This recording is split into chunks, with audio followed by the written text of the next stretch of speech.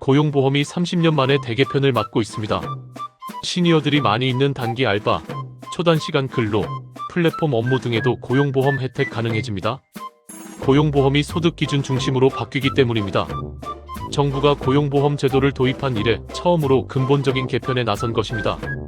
지금까지는 주당 근로시간이 일정 기준 15시간 이상을 넘는 근로자만 고용보험에 가입할 수 있습니다. 앞으로는 실제 벌어들이는 소득을 기준으로 삼아 가입 여부가 결정됩니다. 이는 급변하는 고용 환경에 대응하고 그동안 제도권에서 벗어나 있었던 수많은 비정형 노동자와 취약계층을 보호하기 위한 조치입니다. 이번 개편으로 인해 단기 알바, 초단시간 근로, 플랫폼 업무의 근무자뿐만 아니라 프리랜서, 다직업자 엔잡러, 가사서비스 종사자 등 그동안 고용보험의 사각지대에 머물렀던 이들도 제도 안으로 포괄됩니다. 예를 들어 복수의 직장에서 일해 각각의 소득은 작더라도 전체 소득을 합산해 일정 기준을 초과한다면 개인 신청을 통해 고용보험에 가입할 수 있게 됩니다. 이러한 제도 변화는 단순한 행정 개편을 넘어서 일하는 모든 사람에게 최소한의 사회 안전망을 보장하는 방향으로 나아간다는 점에서 중요한 의미를 갖습니다. 고용노동부는 입법 예고 통해 본격 시행 준비하고 있습니다.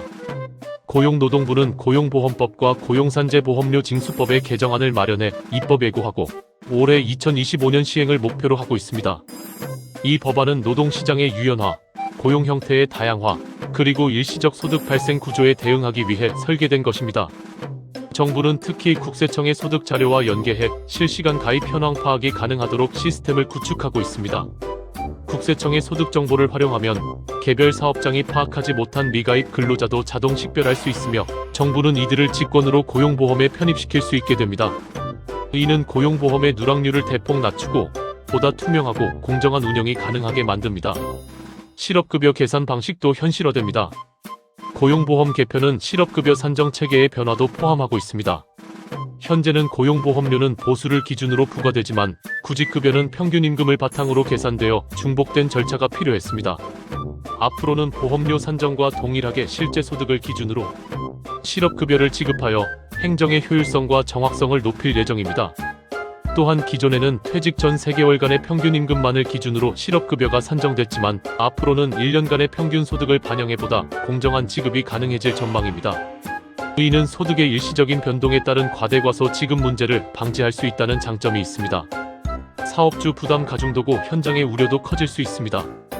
고용보험의 보장 범위가 넓어지는 것은 반가운 일이나 사업주의 비용 부담 증가는 피할 수 없는 현실입니다. 보험료는 근로자와 사용자가 각각 부담하게 되어 있어 가입자가 늘어날수록 기업의 지출도 커지게 되는 구조입니다. 특히 자금 여력이 부족한 영세 자영업자나 소상공인에게는 이 제도가 또 다른 부담이 될 수 있습니다. 한국경영자총협회의 자료에 따르면 주 15시간 미만 일하는 초단시간 근로자는 약 140만 명에 달합니다. 이들이 고용보험에 대거 가입하게 되면 소규모 사업장의 고용보험료 부담은 눈에 띄게 늘어날 수밖에 없습니다. 이에 대해 소상공인연합회는 현장의 현실을 고려하지 않은 정책이라고 비판하며 현재와 같은 경기 침체 상황에서는 정책의 실효성 확보를 위해 사업주 지원 대책이 병행되어야 한다고 주장하고 있습니다. 고용보험 재정 여력도 한계에 봉착할 수 있습니다. 보험 대상이 확대되면 당연히 실업급여 지급 규모도 커지게 됩니다. 그러나 현재 고용보험 기금은 이미 어려운 상황입니다. 2024년 말 기준 기금 잔액은 약 3조 5천억 원 수준이며 이미 정부가 7조 원 이상을 공공자금관리기금에서 차입해 운용 중입니다. 이러한 상황에서 추가적인 재정 부담은 고용보험 제도의 지속 가능성에 대한 우려를 낳고 있습니다.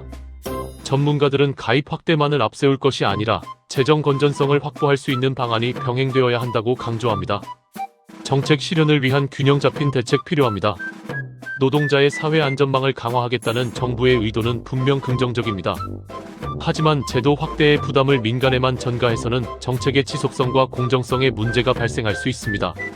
서울의 한 대학 교수는 제도 확대는 바람직하지만 정부가 책임을 나눠지지 않으면 결과적으로 중소기업과 자영업자들이 정책의 비용을 모두 감당해야 할 수 있다고 지적하며 정부의 직접적인 재정 지원과 현장 중심의 대책 마련이 반드시 필요하다고 조언했습니다.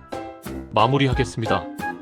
포용적 고용보험의 첫걸음, 부담은 모두가 나누어야 합니다. 2025년 도입 예정인 소득 기반 고용보험제도 개편은 다양한 고용 형태가 공존하는 현실에서 모두에게 안전망을 제공하려는 진일보한 시도입니다. 특히 프리랜서나 플랫폼 노동자 등 비전형 근로자들에게는 실질적인 도움이 될 것입니다. 그러나 이 제도의 효과를 극대화하려면 정부, 노동자, 사업주가 각자의 책임을 균형 있게 분담하는 구조가 마련되어야 합니다. 고용보험 사각지대를 줄이려는 정책이 성공하기 위해서는 현장의 목소리를 반영한 세부 정책 설계와 지원 체계가 반드시 함께 따라야 합니다. 감사합니다.